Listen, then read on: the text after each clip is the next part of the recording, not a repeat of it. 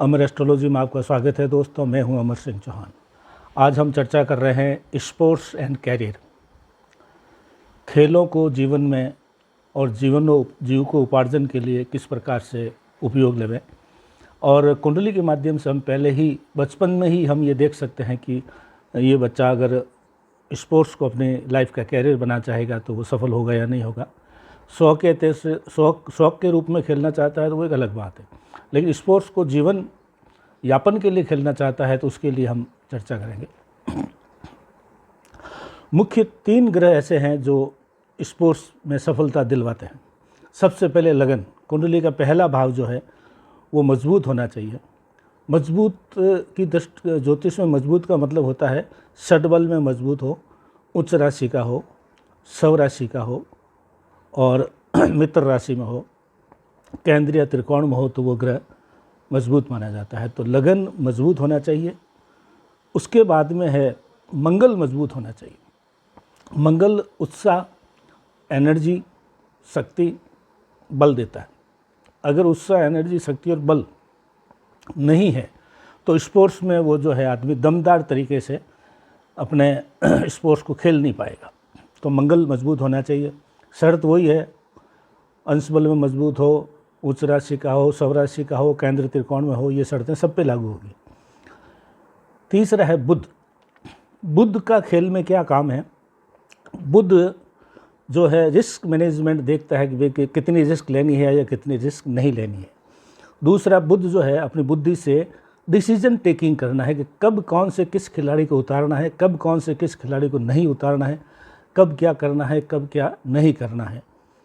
तो ये 3 जो ग्रह है ये मूलतः स्पोर्ट्स में काम आते हैं। लगन मजबूत हो, लगन का मतलब भौतिक रूप से शरीर मजबूती होगी तो खेल अच्छे से खेल सकता है।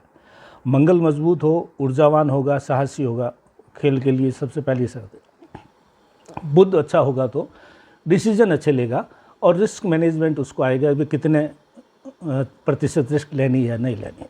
ये 3 तो ग्रह हो गए। अब भाव देखते हैं कुंडली के कौन से भाव ऐसे हैं जिनसे भी पता लगता है कि वो व्यक्ति जो है स्पोर्ट्स में सफल होगा या नहीं होगा। सबसे पहले तीसरा भाव। तीसरा भाव और तीसरे भाव का स्वामी। तीसरा भाव कौन सा होता है? पराक्रम भाव बोलते हैं, 3rd हाउस। पराक्रम भी खेल में चाहिए। युद्ध हो, खेल हो या कुछ भी जहाँ पे प्रतिस्पर्धा और प्रतियोगिता होती हो वहाँ पे पराक्रम चाहिए। तो पराक्रम भाव के अंदर बैठे हुए ग्रह और पराक्रमेश यानी पराक्रम का स्वामी वही मजबूत हो, उच्च राशि हो, सव राशि हो, तो केंद्र त्रिकोण में हो, मित्र राशि में हो, शर्तें वही है। तो पराक्रम भाव का देखना है। फिर देखना है छठा भाव। छठा भाव जो है सामने वाले खिलाड़ी या सामने वाली जो टीम है उसके लिए माना जाता है। तो हम सामने वाले को अपन को हराना है तो सामने वाले टीम का जो भाव है उसको भी देखना है। शर्तें वही है, सामने वाला भाव में बैठे हुए ग्रह और सामने भाव के का स्वामी कहाँ बैठा है। सामने वाले भाव यानी छठे भाव में पापी ग्रह होंगे तो आपके लिए ठीक रहेंगे और उसका जो स्वामी है वो अच्छा होकर के केंद्र त्रिकोण में उच्च राशि का होकर बैठा होगा तो सामने वाली टीम को आप आसानी से पराजित कर सकते हैं। फिर पंचम भाव है। पंचम भाव शिक्षा और बुद्धि का है जो अपन ने ऊपर बुध ग्रह की दृष्टि। तो पंचम भाव में बैठे हुए ग्रह और पंचमेश ये कहाँ बैठे हैं उसी से ही पता लग जाएगा कि आप जो है कितना रिस्क मैनेजमेंट ले सकते हैं, डिसीजन कितनी लेनी है। तो 5वां भाव भी बहुत ज़्यादा खेल के लिए, स्पोर्ट्स के लिए बहुत ज़्यादा महत्वपूर्ण है। और फिर जो है इन जो है 3 भावों को 5वां, छठा और तीसरा, छठा और 5वें भाव को देखते हैं जैसे कि हमने बताया। अब ये तो हो गया खेल खेलने के लिए सिर्फ। अब ये देखना है कि उस खेल से जीवों का उपार्जन हो सकता है नहीं हो सकता, अर्थात कैरियर के रूप में वो खेल खेल सकता है नहीं खेल सकता है।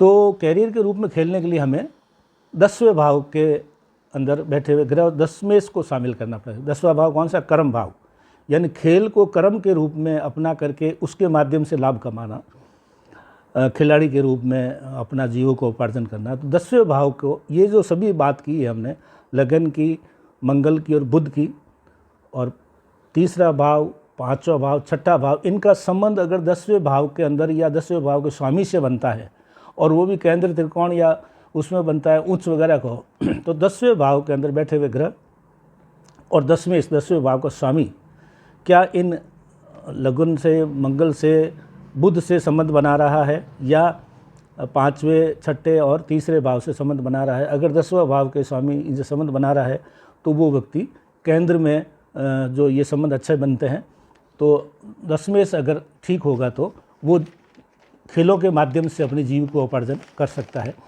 2 उदाहरण लेते हैं। कपिल देव की कुंडली का उदाहरण है।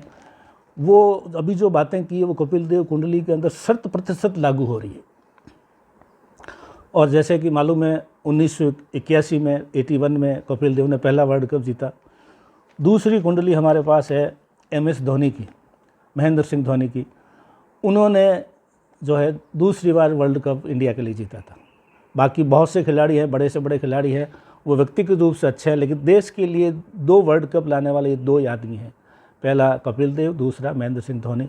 इनकी कुंडली पे जो अभी जो बात की है, ये 6 बातें, लगन, मंगल, बुध, तीसरा, 5वां और 6ठा और कैरियर के लिए 10वां घर, इन सब चीज़ों का 100% धोनी की कुंडली में मिलता है और कपिल देव की कुंडली में मिलता है। तो आज हमने चर्चा की, जो बच्चे खेल स्पोर्ट्स में, किसी में, क्रिकेट की बात नहीं, किसी में भी जाना चाहते हैं, 100 के रूप से जाते हैं तो ठीक है, कैरियर के रूप में जाना चाहते हैं, 10वें भाव से साथ में मिला करके आप जो है तीसरा, 5वां, 6ठे भाव देखिए, लगन, मंगल और बुध देखिए, आपको स्पष्ट मालूम पड़ जाएगा। या किसी विद्वान से ये हमारे से बच्चे की जन्म कुंडली दिखवा दीजिए कि अनावश्यक वो समय खराब कर रहा है या जीवन यापन के रूप में किसी भी गेम्स को लेकर के, स्पोर्ट्स को लेकर के लाइफ के अंदर बहुत अच्छा नाम और नेम एंड फेम दोनों कमा सकता है। आज हमारे